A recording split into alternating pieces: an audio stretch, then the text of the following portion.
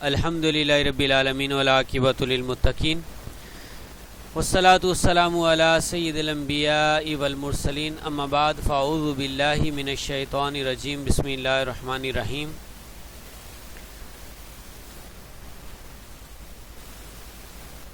Grade 8 کے تمام students, میں آپ کا ٹیچر سر ڈاکٹر ذوالفقار علی قریشی آپ کو آج کے اس چیپٹر میں خوش آمدید کہتا ہوں۔ آپ کا جو چیپٹر ہے وہ ہے آپ کی اسلامیات کی بک گریڈ 8۔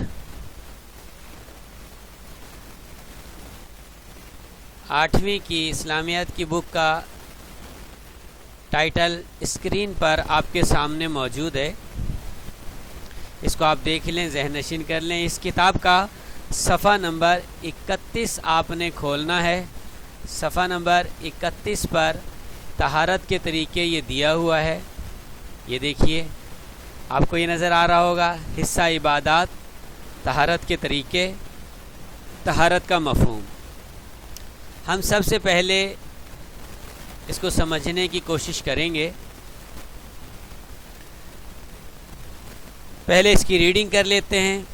آپ نے بھی اس کتاب میں سے اس چیپٹر کے اس حصے کی ریڈنگ کرنی ہے، پھر میں جو ایکسپلین کرنا ہوگا وہ ایکسپلین کروں گا۔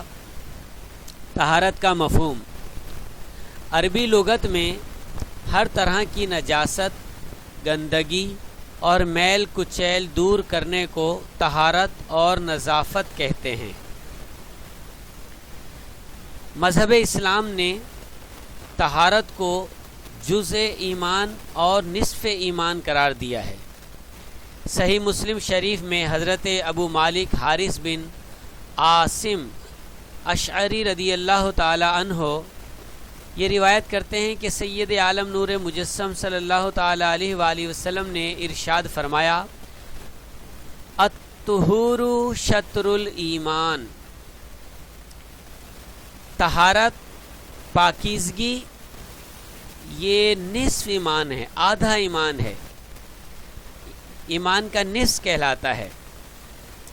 اس حدیث کی شرح کا خلاصہ یہ ہے کہ مسلمان کے لیے باطنی طہارت اور ظاہری طہارت دونوں لازمی ہیں۔ باطنی طہارت یہ ہے کہ نفس کو کفر، شرک اور گمراہی، بے دینیت، بد مذہبیت، فرقہ وارائیت کی آلودگی سے پاک کیا جائے، اور ظاہری طہارت یہ ہے کہ جسم، لباس اور ارد گرد کے ماحول کو ہر قسم کی نجاست سے پاک صاف کیا جائے۔ اللہ تعالیٰ کا پسندیدہ بندہ بننے کے لیے جس طرح اسلامی عقائد پر ایمان لا کر اپنے باطن کو پاک صاف کرنا ضروری ہے، اسی طرح اسلام کے بتائے ہوئے طریقے کے مطابق ہر طرح کی نجاست سے طہارت حاصل کرنا یہ بھی ضروری ہے۔ کیونکہ قرآن مجید میں اللہ تبارک و تعالیٰ ارشاد فرماتا ہے، ان اللہ یحب التوابین و یحب المتطہرین۔ سورہ بقرہ میں یہ آیت موجود ہے۔ اللہ تعالیٰ فرماتا ہے، ترجمہ انوار البرہان، بے شک اللہ پسند فرماتا ہے بہت زیادہ توبہ کرنے والوں کو، اور بہت پسند کرتا ہے صاف ستھرے لوگوں کو جو پاکیزگی اختیار کرتے ہیں۔ یاد رکھیے، نجاستیں دو طرح کی ہیں، ایک نجاست حقیقی اور دوسری نجاست حکمی۔ 7 کلاس میں بھی آپ کو یہ پڑھایا گیا تھا، اگر آپ کو یاد ہو تو، نجاست حکمی اور نجاست حقیقی، لیکن وہاں سرسری طور پر آپ کو بتایا گیا تھا۔ یہ 8 کلاس ہے، یہاں پر تھوڑی سی مزید وضاحت ہوگی۔ ظاہری گندگی اور ناپاکی کو نجاست حقیقی کہتے ہیں، اور انسانی جسم کی وہ حالت جس میں شریعت نے نماز پڑھنے اور قرآن مجید کو چھونے سے منع کیا ہے، اسے نجاست حکمی کہا جاتا ہے۔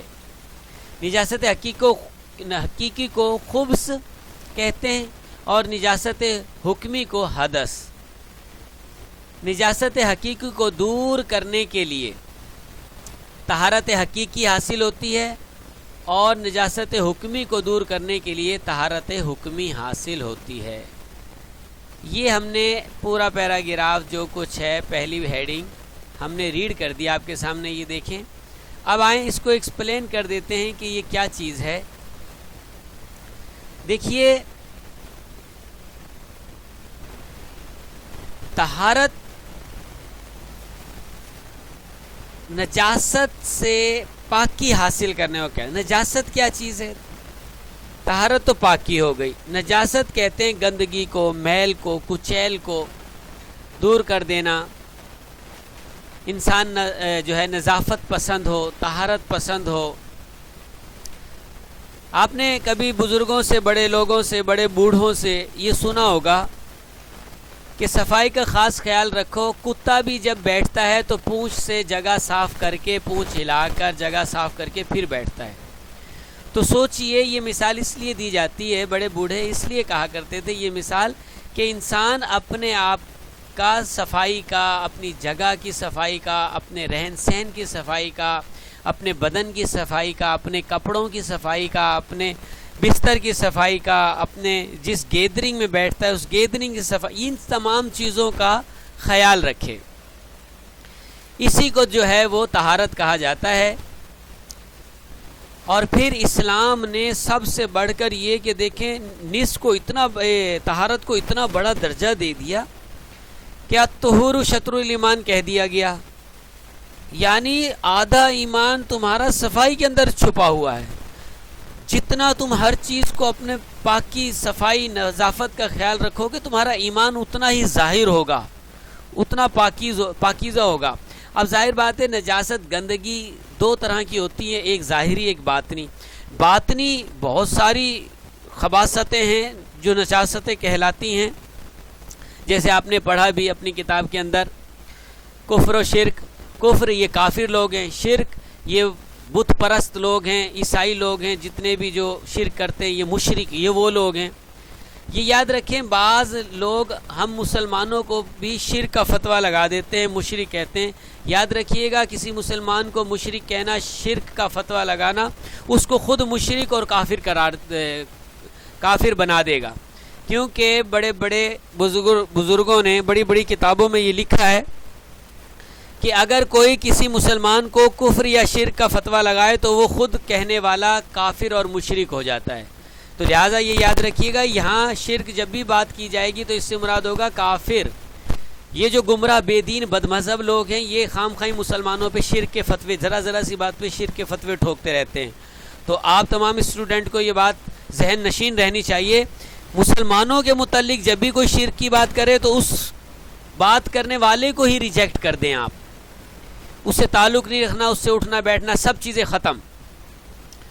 اور دوسری گمراہیاں، بے دینیت، بد مذہبیت، یہ سب گمراہ فرقوں میں پائی جاتی ہیں۔ یہ باطنی خباثتیں ہیں، باطنی جو ہے وہ نجاستیں ہیں، ان سے بچنا چاہیے۔ ظاہری نجاست یہ ہوتا ہے کہ انسان بے وضو ہو تو وضو کر لے، نجاست سے پاک ہو جائے گا، اور اگر جنبی ہو، بے غسلہ ہو تو غسل کر لے، نجاست سے پاک ہو جائے گا۔ یہ ظاہری نجاست ہے، یعنی نماز پڑھنے کے لیے اور قرآن کو چھونے کے لیے آپ کو یا تو غسل یا پھر وضو کی حاجت ہوگی۔ جب یہ دونوں چیزیں آپ حاصل کر لیں گے تو ظاہری نجاست بھی دور ہو جائے گی، اور اگر آپ باطنی نجاست کو دور کرنے کے لیے اپنے اندر کا من صاف کر لیں گے تو آپ کے اندر کی نجاست بھی دور ہو جائے گی۔ اس لیے ہمیں چاہیے کہ ہم ان چیزوں پر خاص خیال رکھیں۔ اب آخری میں یہ دیکھ لیں، اس جو میں نے ٹاپک پڑھایا، آج ایکسپلین کیا طہارت کا مفہوم، یہ مقدمے کے طور پہ یوں سمجھ لیں آپ کی کتاب میں۔ اس میں پہلا سوال یہ قائم ہوا، طہارت سے کیا مراد ہے؟ تو اس کا جواب یہ، طہارت سے مراد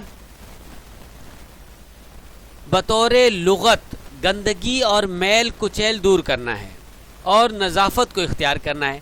نمبر 2، سوال یہ قائم ہوگا کہ اسلام میں طہارت کو کس قدر اہمیت حاصل ہے؟ اس کا جواب یہ آئے گا، اسلام نے طہارت کو جزو ایمان قرار دیا ہے، نصف ایمان قرار دیا ہے۔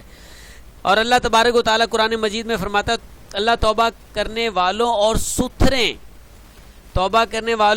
ستھرے صاف ستھرے لوگوں کو پسند فرماتا ہے۔